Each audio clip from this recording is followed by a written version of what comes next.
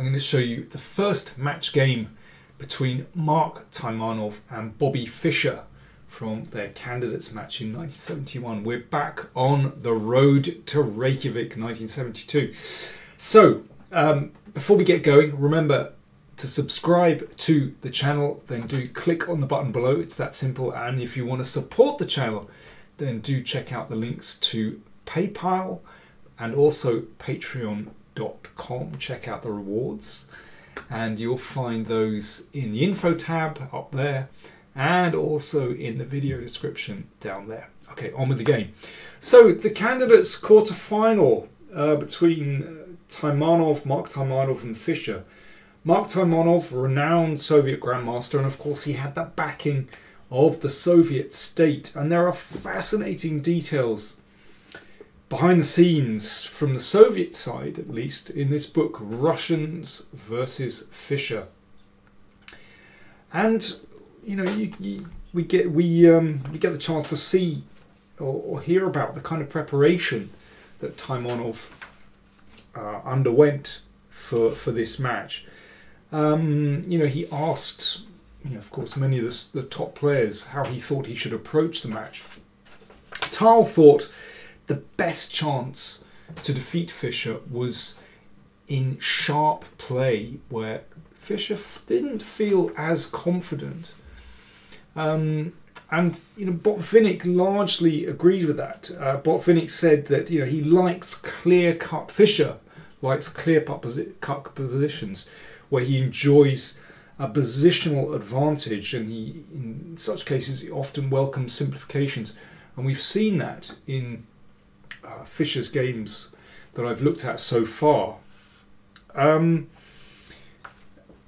Taimanov was actually very optimistic going into this match. He was an optimist by nature, but most people thought that Fischer was the clear favourite. Well, I think Taimanov acknowledged that, but Taimanov felt that he still had chances.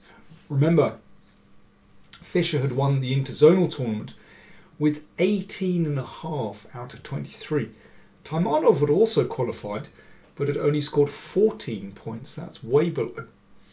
So anyway, let's crack on with this game. The first game, Taimanov with white, and Fischer plays his King's Indian defence. And of course, Taimanov was ready for this. So it's a main line. But Taimanov selected a bit of a sideline against this. Well, okay, this is in the mainline Mar del Plata variation, but instead of playing knight e1 here, or knight d2 or b4, Taimanov played bishop d2, of course, preparing to bring the rook across to the c file. But it starts to get tricky. One idea is that after knight h5, you stop the knight coming into f4, and after f5, you can take, and the point is that g takes f5 is inadvisable because of knight takes and bishop takes here. And after knight takes f5, then white has a positional advantage.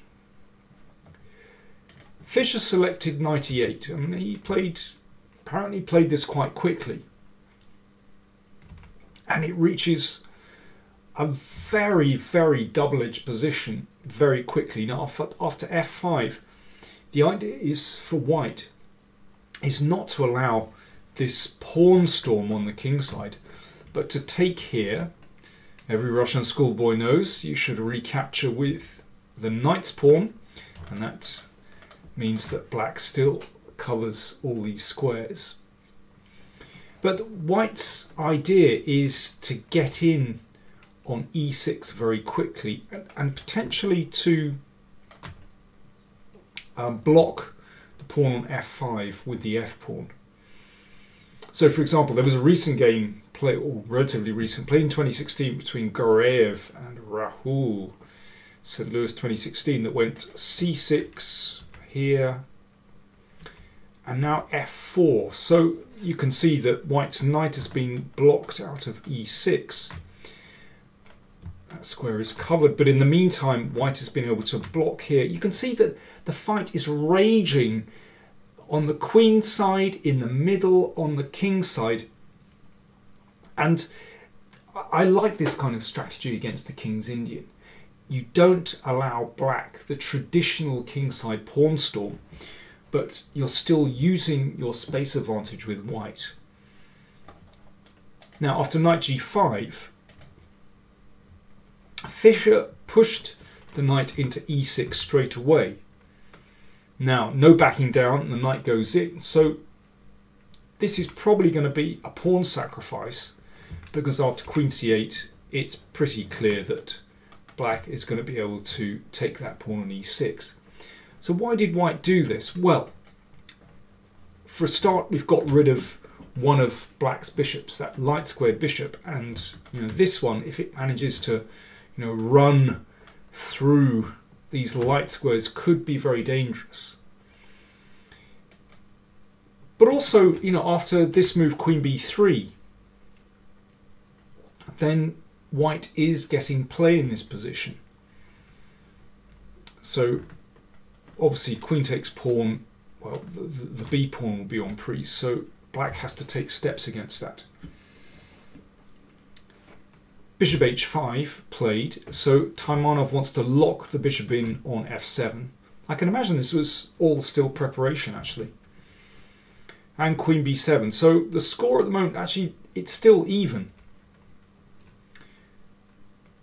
But you can see that, yeah, it's quite a chaotic position, really. White has the two bishops. Black has nice pawns in the middle of the board. But are they going to be a little bit insecure? So Fischer manages to grab the pawn on b2. But white's pieces are very well coordinated, and black's central position could be a little bit vulnerable. And don't forget that black's king is also a little bit exposed. Just compare the two kings. White has three pawns in front of the king, and I don't really like that pawn on h6 either, because it's not just that sometimes it's vulnerable if that bishop were to be exchanged off or to move, but that g6 square also weakens those light squares. I know this is a very long-term weakness in a sense, but still, we should bear that in mind. Here, well, my machine thinks that rook b6 and then dropping the rook back here is the best continuation. That's pretty subtle. I mean, I would still say that white has decent compensation for the pawn in that position. But Fischer played e4, which looks very natural to restrict that bishop on e2, also open up the bishop's diagonal. Queen a3 attacks the rook and looks at the d6 pawn. So this is the point that white is hoping to be able to attack black's centre. So white definitely has compensation for the pawn. So pawn takes pawn, and Fischer typically keeps his pawns together. He recaptures with the pawn. If knight takes d5, then, I mean, certainly white has compensation here. You can see this one is coming into the game. But pawn takes pawn. And white's pieces are very active here. Quite decent compensation. Wants to come in on c7, possibly d6. If the knight goes back to e8 to cover, then that knight can come into d4. Knight g6 played. Taimanov was impressed with that move. He felt that this was typically a typical Fischer move, that instead of defending the threat of knight c7, he goes on the counterattack. So here, white can take an exchange. But Fischer was happy to do this because now, well, there's less pressure here for one thing, and black is very active. A nice active knight here, and potential to advance the d pawn as well, and to attack on the king side. So knight g6 has just been played, attacking the bishop, and knight d4 played, attacking the queen, and the queen came back. and queen e3. Queen g3 is also possible, but queen e3 seems very logical to attack the pawn on h6. And here, well, probably the best move is to exchange on f4. And for black to return that pawn. Interesting that Fischer wanted to keep hold of his material. He could be quite materialistic. He did like to hang on to it to extra pawns. Now, how do we assess this position? Well, it's just chances for both sides, really. Very unclear still. The only thing I would say is that I prefer white's king to black's. Then again, black is pretty well coordinated. Very hard to call this one. In any case, after queen e3, Fischer played king h7. And here Taimanov missed a shot. Bishop a6 looks like a good move, with the idea of bringing the rook to c7. So it forces black's rook from the 7th rank and starts attacking here.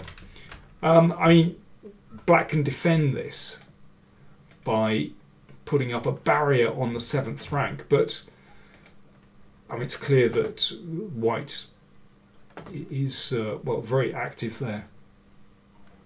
You know, maybe the a7 pawn is vulnerable. Let's go back. Taimanov just kind of hesitated for a moment and played h3. Of course, it can be useful to give the king a flight square, but it looks like looks a little bit hesitant. He was already approaching time pressure. Now he went for this idea with bishop a6 and putting the rook on the 7th in this position, but it's not quite as good because here black is attacking two pieces. So Taimanov had to take on g7 and then take on h6. Fischer played here king f7, which Taimanov praised after the game. In fact, computers all prefer king h7, and it's just a very messy position. Anyway, king f7. So if bishop takes rook, then queen takes rook check. So bishop e2 brings the bishop back to protect, and now Fischer was able to move that rook across. So Taimanov has given up the exchange, but he has very good compensation in this position. You know, in messy positions, I always look at the king positions, and I can see that white's king has 3 pawns in front of it, and looks pretty tidy, and lots of pieces. Black's king, well, there are 2 knights in front of the king, but no pawns. White's pieces look very active. Rook b1, of course, is a good move to exchange off rooks and try to get through to white's king as well. But queen d7, Fischer retreats but attacks this pawn. And here, well, Taimanov in time pressure basically gets it wrong. He needed to support that knight on f5. And he could have played g4, which of course is risky to open up the king, but still the king finds a good home on g2 because those squares are covered by white's pieces. And here it's just very messy.